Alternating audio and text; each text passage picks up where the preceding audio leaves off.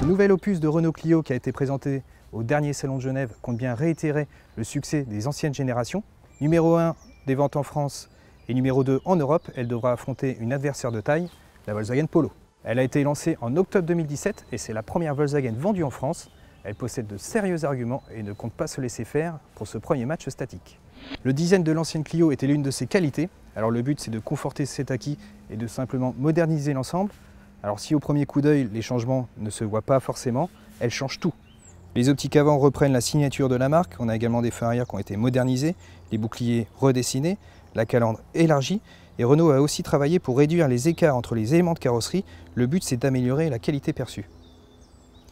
De plus, on a de la chance puisqu'on bénéficie ici de la nouvelle griffe RS Line au look sportif, avec notamment la lame type F1 à l'avant, les jantes spécifiques de 17 pouces ou encore le bouclier arrière qui est façon diffuseur.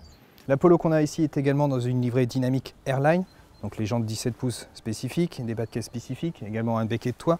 Alors globalement, cette Polo a des traits plus tendus, c'est un design qui est plus strict. Polo et Clio ne jouent pas dans le même registre, mais chacun aura sa préférence. Contrairement à l'extérieur, Renault a tout changé à l'intérieur, et c'est tant mieux. Parce que l'ancienne génération au niveau présentation c'était pas le top et ça Renault l'avait bien compris. Alors la qualité perçue fait vraiment un bond en avant, surtout dans cette définition RS Line qui profite de plastique plutôt valorisant, notamment au niveau de la console centrale, le bandeau de la planche de bord et aussi d'un contre-porte. Ce qui saute aux yeux c'est évidemment le nouvel écran tactile qui est positionné à la verticale. Il fait 7 ou 9,3 pouces suivant les versions. Surtout il inaugure une nouvelle interface EasyLink qui va disposer de la technologie 4G et également d'une recherche par mots-clés pour la navigation. Donc par exemple, si on veut aller au carrefour de tel endroit, il suffit de taper le carrefour, le nom de la ville, et le GPS nous indiquera directement le chemin. Le conducteur profite d'une dalle numérique de 7 ou 10 pouces. Enfin, le chapitre pratique et ergonomique, on a des commandes de climatisation directes, d'accès direct, donc ça c'est quand même très bien. On a également pas mal de rangements au niveau de la console centrale, on a 2 prises USB aussi, donc ça c'est pratique. Les bacs de portière sont assez grands, la boîte à gants est profonde et idem pour le petit rangement situé entre les sièges. Évidemment le constructeur a fait le plein d'aide à la conduite, donc on a 2 séries, l'alerte de distance de sécurité, l'aide au maintien dans la voie et puis le freinage actif avec la détection des cyclistes et des piétons. Et surtout cette Clio pourra bénéficier de la conduite autonome de niveau 2, c'est-à-dire qu'elle va gérer l'accélération, enfin le redémarrage, l'arrêt ainsi que l'aide au maintien dans la voie jusqu'à 160 km/h. Nous voici à bord de la Polo. Alors première chose, c'est la qualité de la présentation, puisqu'on a des plastiques qui sont vraiment de très bonne qualité. On a également des assemblages qui sont très soignés.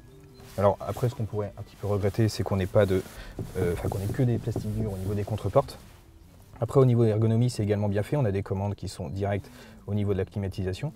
On a un écran tactile qui fait ici 8 pouces, qui n'est pas en position verticale, mais en position horizontale. Et le conducteur, il peut profiter également d'une dalle numérique de 10,25 pouces. Au niveau aide à la conduite, la Polo n'a pas à rougir face à la Clio. Elle a également le freinage d'urgence automatique avec la détection des piétons. On a l'aide au maintien dans la voie, l'alerte de collision. Elle peut également gérer le frein et l'accélérateur jusqu'à 160 km/h, mais pas la direction. Donc, ce qui fait qu'à l'inverse de la Clio, elle ne peut pas être assimilée à la conduite autonome de niveau 2. Au niveau rangement, on a également 2 prises USB au pied de la console centrale avec un grand rangement ici. On a également des contreportes qui sont plus grands que dans la Clio. En revanche, la boîte à gants est plus petite, mais on profite également d'un grand bac entre les sièges avant.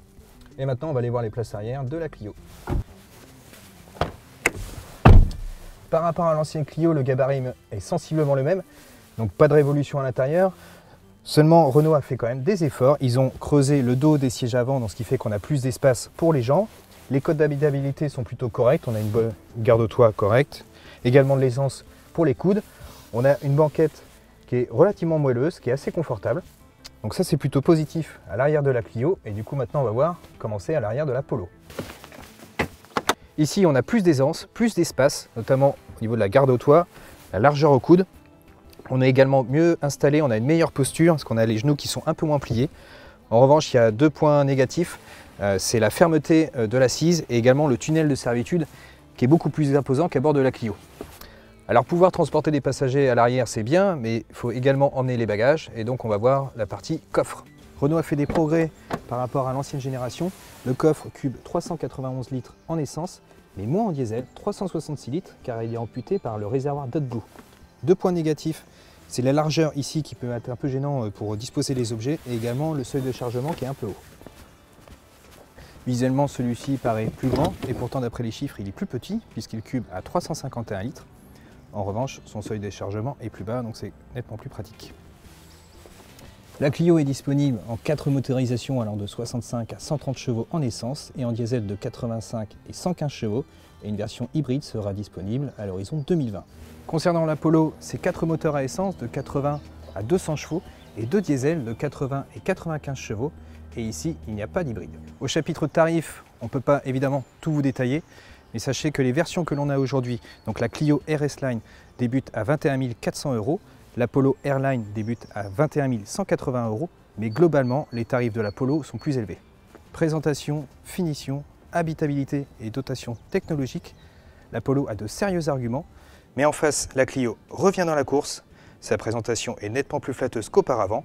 Au niveau technologique et aide à la conduite, elle est un cran au-dessus de la Polo, tout en restant un peu moins chère. Et c'est vraiment sur la route que l'on pourra départager ces deux autos, alors rendez-vous début juin pour les premiers essais de la Clio. Malheureusement, on ne peut pas tout vous expliquer dans une courte vidéo, alors si vous voulez avoir toutes les infos concernant ce comparatif, je vous invite à retrouver le papier sur largus.fr. Ciao, bye bye!